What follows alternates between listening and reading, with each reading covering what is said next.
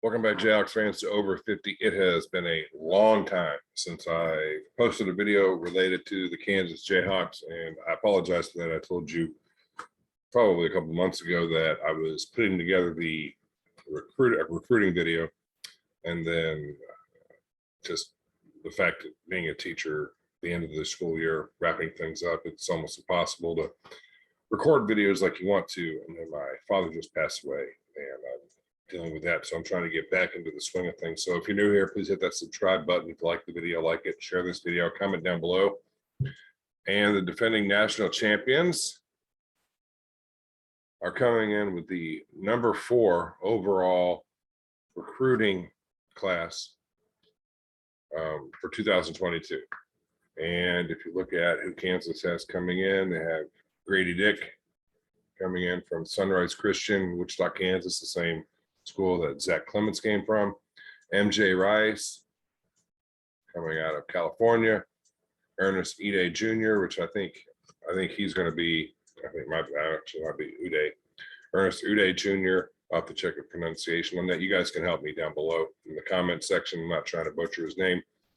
I think he's probably the best option that Kansas has for the 5 position. I'll get into that in a second. If Zach Clements shares time with him. So let me rehash that. I think Zach Clements is probably the best option Kansas has to go to for the 5 position. But if any time has to be shared, I could see Ernest getting a lot of time on the floor. And probably butcher this name, but Zuby Ejiofor, I'm guessing that's how you pronounce that. He could also possibly come in as a frontline guy, being 6'8".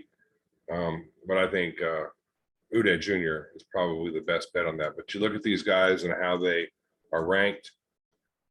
Grady Dick comes in as a 5-star recruit, and then Rice, Uday Jr., and Ejiofor are both 4-star recruits. And let's not forget about Kevin Mccullough coming over from the transfer portal from Texas Tech. So basically, Kevin Mccullough had the opportunity to investigate the draft process like Christian Braun did.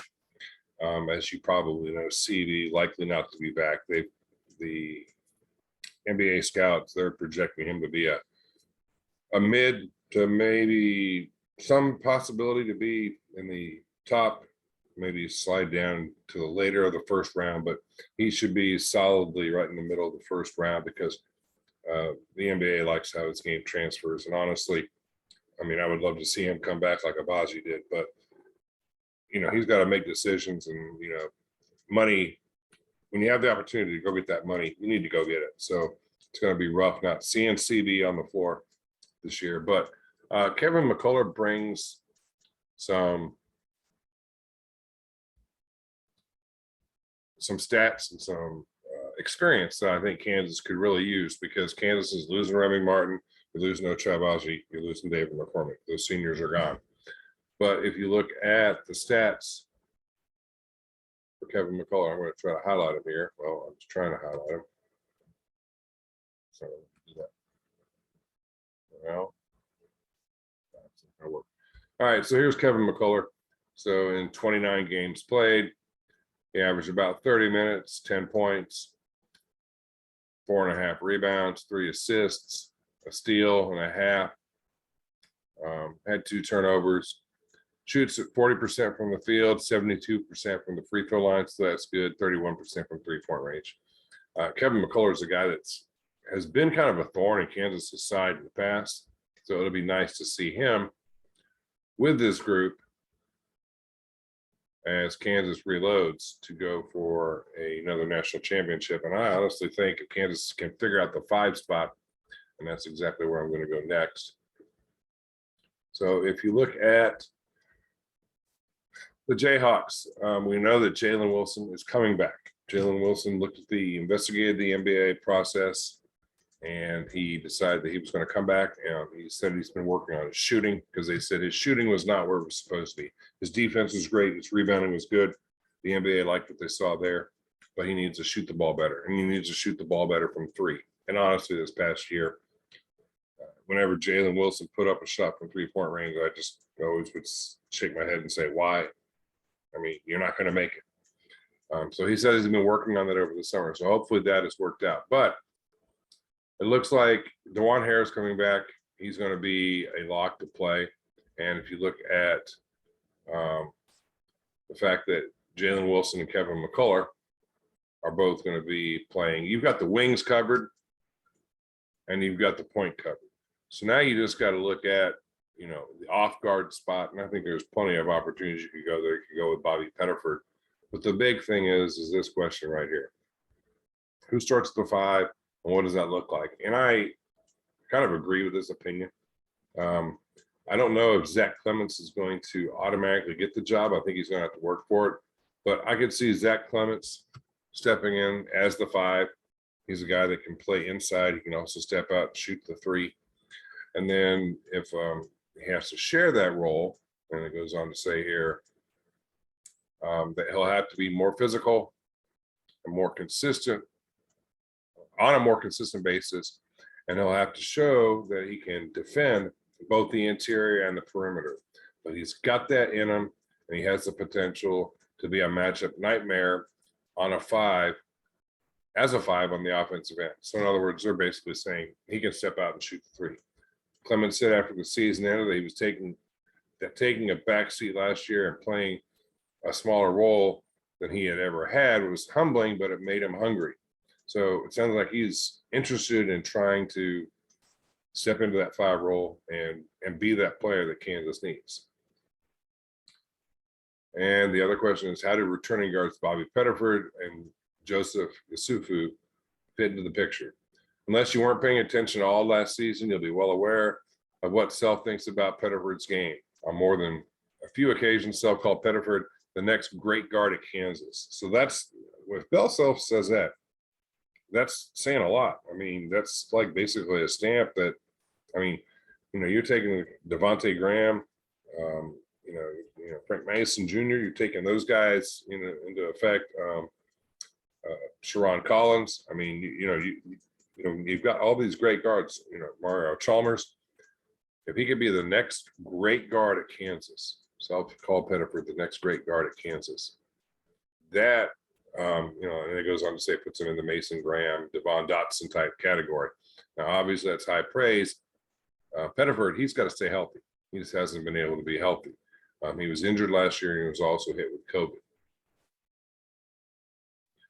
He could make a case for a starter at the 2. You could make a case for him as a backup to Harris. So Self likely will look to play closer to 28 to 30 minutes a game than 36 to 38. You could make a case for him as a guy who gets 20 to 25 minutes per game, no matter where they come. So Bobby Pettiford's going to be on the court, and I think that's a good thing, provided he can stay healthy.